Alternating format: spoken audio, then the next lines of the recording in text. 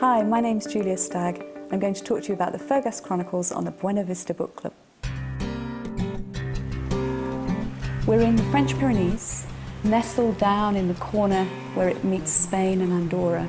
It's really remote. I mean, so many people talk about real France or rural France. This is really, really different France. These are my 3 books.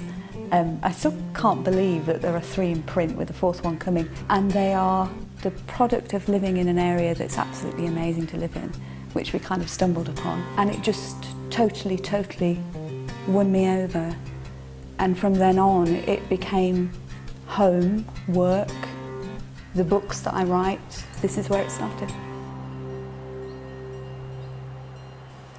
The Tour de France is something I'm really passionate about. I think I'm guilty of letting that seep into all 3 books, because cycling was what brought my husband and I here, the desire to run an auberge that catered for cyclists, that we could have time ourselves to go and cycle.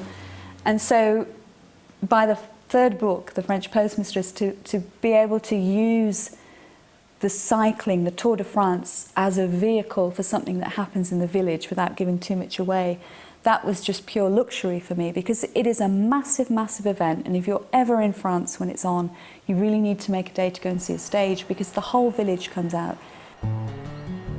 When you start with a novel, you've got this massive blank canvas that you can fill with people. And I think for me, what came first, it wasn't the people, it was the geography. That was the first character in my head. And this commune, like a few other communes, is divided over 3 different villages and lots of hamlets that are separated across 2 valleys. And that, for me, is something that defines the people who live here, how they live, their interactions with each other. That, to me, is absolutely fundamental for the books. That aspect of geography is a character.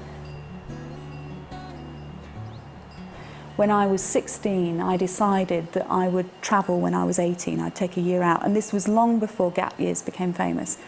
And I had to work for 2 years to earn the money to do that. And what caused it was I read Neville Shute's A Town Like Alice, and I wanted to go to Alice Springs. I spent a year in Australia working to earn the money to be able to travel around. I'd like to say that Alice Springs lived up to what I thought it would be, but of course it couldn't. But it got me there, and so I've still got a soft spot for that book, because that started me travelling, and like at 18 to go off halfway around the world just because of a book, that's pretty fundamental. So there's been a lot since. I don't think it will ever stop, but that for me was the first one that made me, I want to go there.